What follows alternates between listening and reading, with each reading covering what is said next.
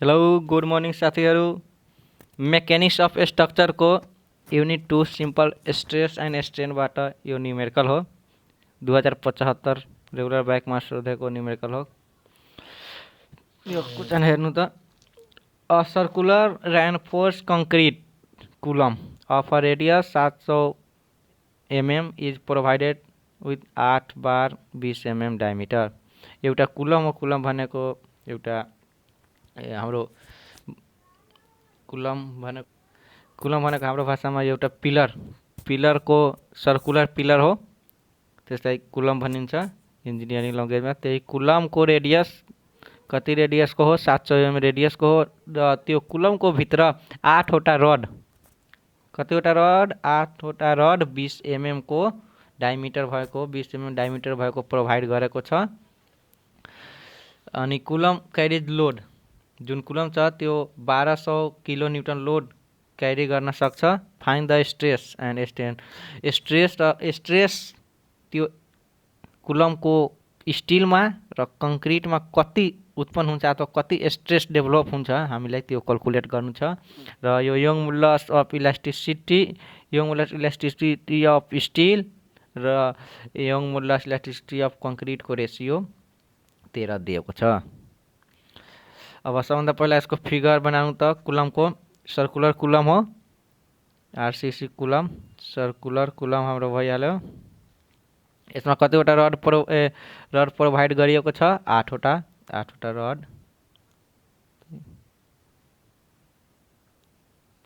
8वटा rod भइहाल्यो। बाँकी सबै पार्टमा के गरेछ? कङ्क्रिटिङ गरिएको छ।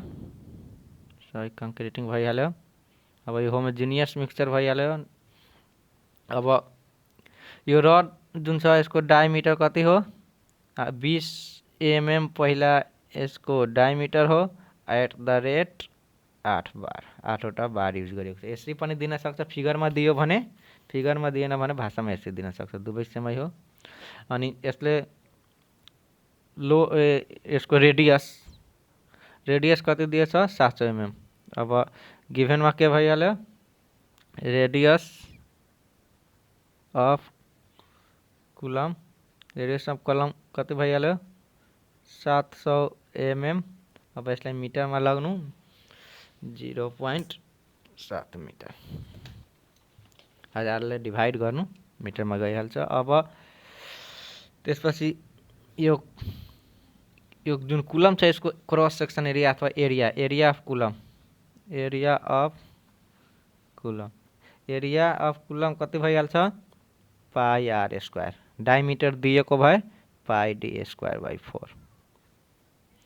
पाई आर को भ्यालु 0.7 को स्क्वायर। यसलाई क्यालकुलेट गरेपछि आइहाल्छ हाम्रो 1.54 मिटर स्क्वायर। जुन कुलम हो त्यसको एरिया 1.54 मिटर स्क्वायर भइहाल्यो। त्यस्तै एरिया स्टिल रडको त पनि एरिया होला, किनभने डायमिटर पनि दिएको छ, नम्बर अफ रड पनि दिएको छ। त यो रड जुन कुलम हो त्यसमा कति एरियामा रड रहेछ? त एरिया अफ रड अथवा स्टिल बार कति हो? पाई डी स्क्वायर बाई 4। कतिवटा रड हो? 8वटा। 8 इंटू पाई डी को भ्यालु हाम्रो डायमिटर 20 mm को हो, तो 0.02 र मिटरमा कन्भर्ट भइहाल्यो यो mm स्क्वायर बाई 4। अब यसलाई क्यालकुलेट गरेपछि हाम्रो आउँछ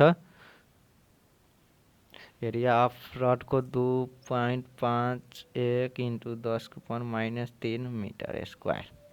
अब हाम्रो पुरै टोटल एरिया जुन कुलम छ त्यसको 1.54 मिटर स्क्वायर। अनि रड जुन युज भएछ रडको एरिया यति भइहाल्यो भने यसमा कति कङ्क्रिट एरियामा कति कङ्क्रिट छ त्यो कङ्क्रिटको एरिया आइहाल्छ। टोटल एरियाबाट रडको एरिया घटाएपछि हाम्रो के आइहाल्छ? कङ्क्रिटको एरिया। त area of concrete AC. Area of concrete को टोटल एरिया हाम्रो कति हो? टोटल एरियाबाट एरिया अफ स्टिल घटाइदिनु। टोटल एरिया 1.54 माइनस 2.51 इंटू 10⁻³ अब यो माइनस भइहाल्यो भने हाम्रो एरिया अफ कङ्क्रिट भइहाल्छ 1.537 मिटर स्क्वायर। यतिसम्म क्लियर हो। अब लोड दिएछ हेर्नु त, यसमा लोड स्टिल रड बार र कङ्क्रिटले लोड थाम्छ। त लोड अफ भइहाल्यो steel plus load of concrete equal to 1200 kilonewton. त्यसलाई न्युटनमा राखिदिनु। Load of steel plus load of concrete equal to 12 into 10 को पावर, यो 2वटा न्युटनमा 3वटा 5वटा भइहाल्यो। 1200 इन्टु 10 को पावर 3 3 यो 2वटा 5वटा भइहाल्छ, त्यही लेखिहाल्यो। यो न्युटनमा भइहाल्यो। इक्वेसन 1 मानिदिनु। अब यो हेर्नु त, यो मोडुलस हो। अब के हुन्छ यसमा, यो साथै इलोङ्गेट हुन्छ साथै डिक्रिज हुन्छ। यदि यो कुलममा लोड दियो भने इलोङ्गेसन हुन्छ, चेन्ज इन लेन्थ हुन्छ।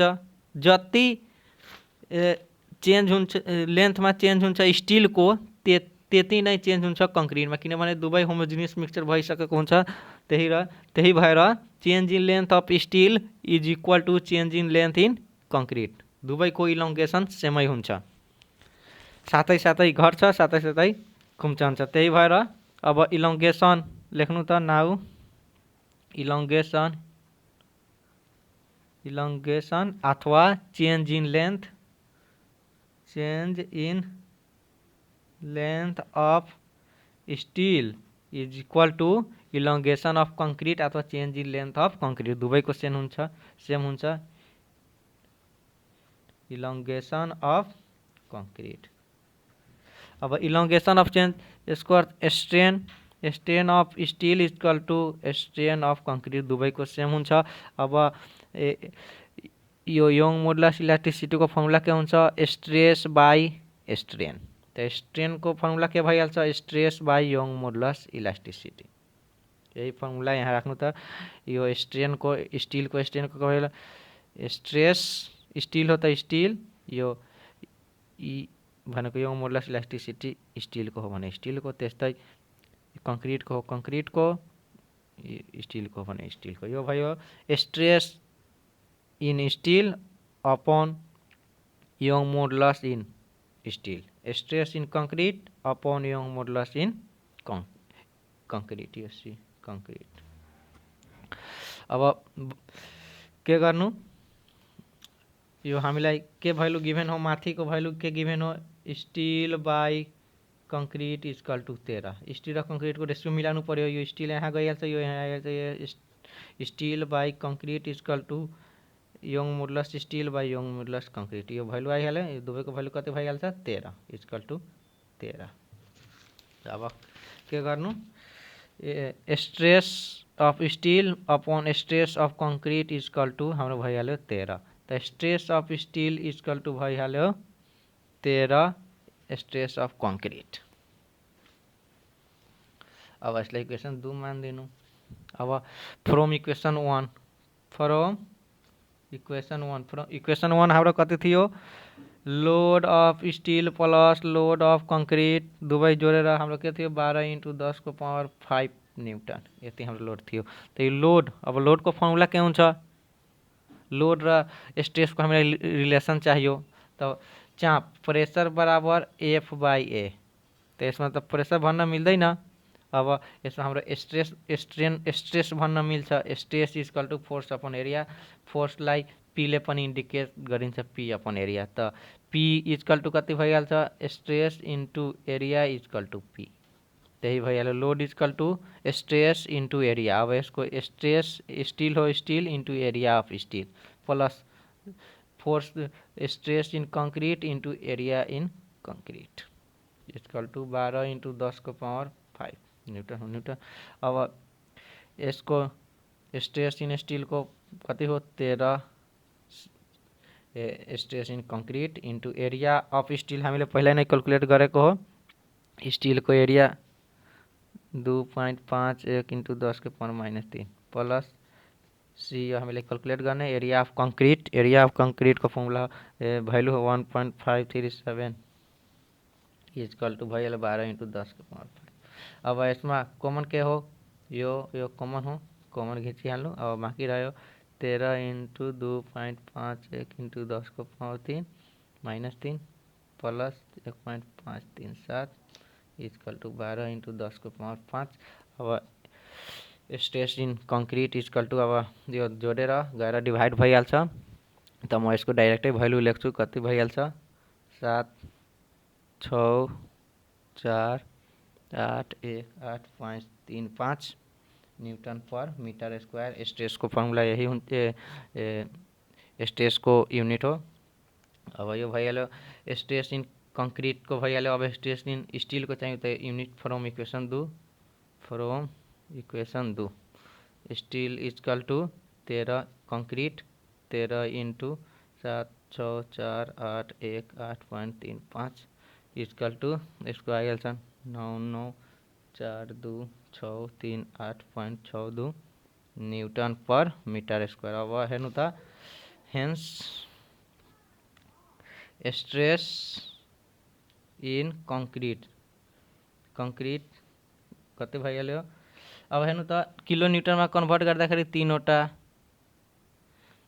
किलो न्यूटन त 764.818 kilo newton per metre square. त्यस्तै अब stress in steel equal to फेरि 3वटा 1 2 3 त 3वटा भयो 9942.63 kilo newton per metre square. यही भइहाल्यो 2 4।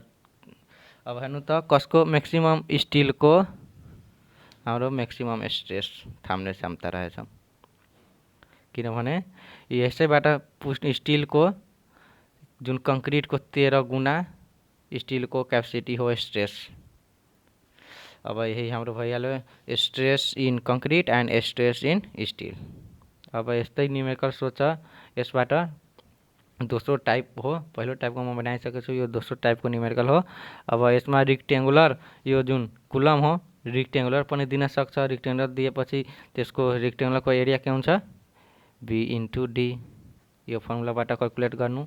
बाँकी सबै प्रोसेस सेमै रहन्छ। यदि कुनै ठाउँमा कन्फ्युजन छ भने कमेन्ट गर्नु, च्यानल लाइक सब्सक्राइब गर्नु। धन्यवाद।